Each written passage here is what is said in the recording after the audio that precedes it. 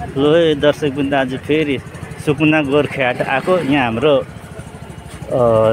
के भन्नुभयो नाम वीरेन किरातजीलाई भेटियो। नमस्कार। र यहाँ वीरेन किरातज्यूले चाहिँ यहाँ खुकुरी बिक्री गर्नुहुँदो रहेछ सुकुना गोर्खेहाटमा।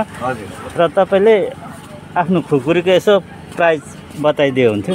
हजुर अब यो हेर्नुहोस् यो एकदम सिनको बेड छ प्लस दाप पनि त्यसकै छ र यसको दाम 3500 पर्दैछ। स्ट्यान्डसँगै लग्यो भने पनि म मिलाइदिन्छु। यसको 2800 हेर्नुहोस् यो बाँसपाते हो। हजुर। र इनरको यो अलिक छोटोको यो 1800 छ। 1800। हजुर हजुर। इनरको 1800 रुपियाँ गोटा छ र यो 2000 मा दिँदैछु। यो कति इन्च हो? यो तपाईँको 13 इन्च। हजुर। अघि यो सानो चाहिँ? यो सानो 10 इन्च। यो 10 इन्च कति भन्नु? यो यिनीहरू 9 इन्ची 10 इन्चीको हजुर प्रकारले सामानहरू चाहिँ मैले यो सुकुनामा पनि धेरै किसिमको खुकुरीहरू धेरैवटा बिक्री गरिसकेँ। हजुर।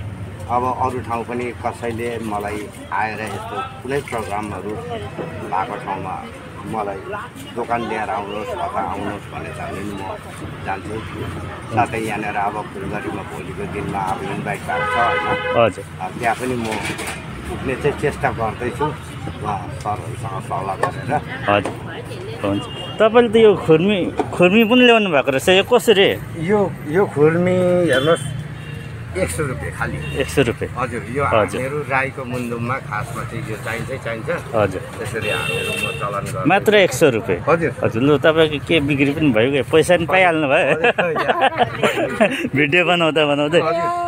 अनि तपाईँ त राई हुनुहुँदो रहेछ। हजुर। खुकुरी के तपाईँले बनाउनुहुन्छ र? यो म बनाउँदिनँ, यो भोजपुरबाट चाहिँ एकदम। हजुर। भोजपुरबाट म ल्याउँदैछु। भोजपुरबाट। हजुर। अब राईले बनायो भने त अलिकति अप्ठ्यारो पर्छ है। हुन्छ ल, बिक्री त गर्नु पर्यो, गरी त खानु पर्यो। हुन्छ ल। बिक्री गर्नु त पायो। यो गोर्खाली चिन्ह हो, जसले पनि बिक्री गर्नु पाउँछ। हुन्छ सेवा।